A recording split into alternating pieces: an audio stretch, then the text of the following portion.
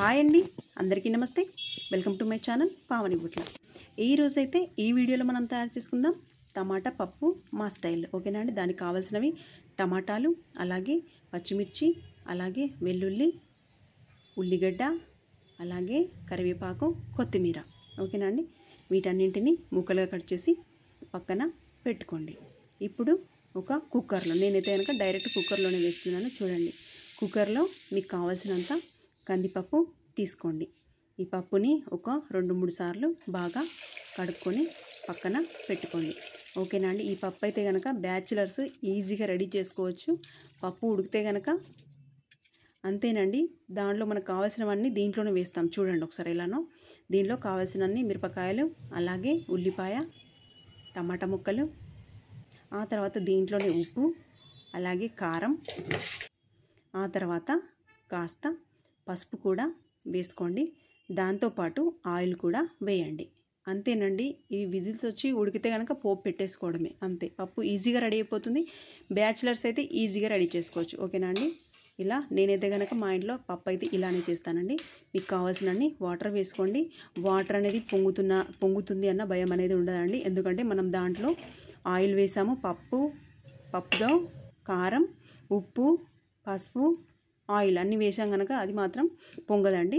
అది ఒక విజిల్ వచ్చేలోపు దీనికోసం మనం వెల్లుల్లి జీలకర్రని దంచి పెట్టుకోండి. వెల్లుల్లి జీలకర్రతోటే అండి పప్పు అనేది చాలా టేస్టీగా ఉంటుంది. ఓకేనా అండి. చూడండి, ఒక 5 విజిల్స్ వస్తాయి. చూడండి, పప్పు అనేది పొంగదండి. ఇలా జస్ట్ కొద్దిగా కనిపిస్తుంది అంతే. ఇది ఉడికిపోయింది కదండి.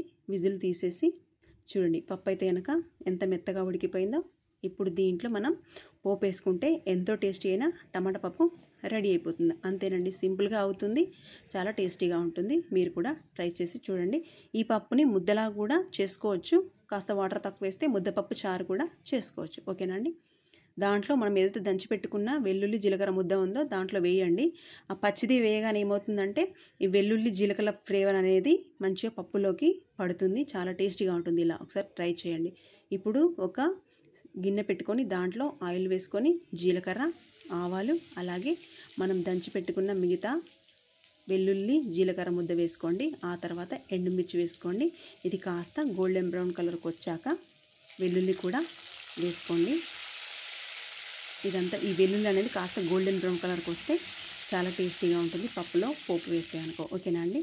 ఇప్పుడు ఎండింగ్ స్టేజ్లో కాస్త పసుపు వేయండి. ముందుగానే వేస్తే పసుపు కాస్త మాడుతుంది కనుక ఎండింగ్లో పసుపు వేయండి. మనం పప్పులో కూడా వేసాము, కాస్త పోపులో వేస్తే కలర్ కొంచెం వేరేలా వస్తుంది కాబట్టి. ఓకేనా అండి. ఇప్పుడు మనం ఏదైతే ఉడికించిన పప్పు ఉందో ఆ పప్పుని ఈ పోపులో వేసేయండి. అంతే. ఒక పొంగు రాగానే కాస్త పైనుండి కొత్తిమీర చల్లేస్తే ఎంతో టేస్టీ అయిన టమాటా పప్పు రెడీ అయిపోతుంది.